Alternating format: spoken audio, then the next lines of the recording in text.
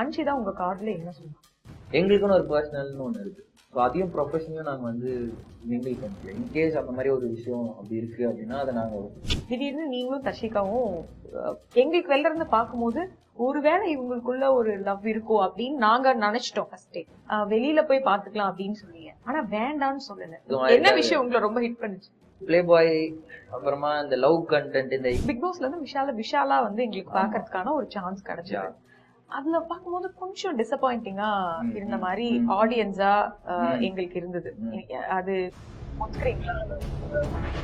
நான் big pass வந்து நான் அப்படி பயந்து நான் பார்க்கல.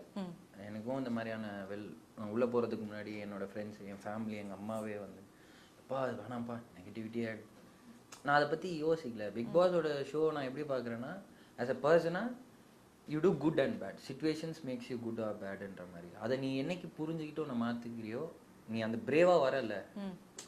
எவ்வளோ பேர் பார்த்தாலும் அது என் தப்பாக இருந்துச்சுன்னா நான் ஷோவில் மாற்றிக்கிறேன், இல்லைனா அதுக்காக நான் பேசணும்னா பேச போகிறேன் அப்படின்னு ஒரு பிரேவ்னஸோட தான் அங்கே வந்து 24 பேரும் வந்திருக்கும். மோர் தென்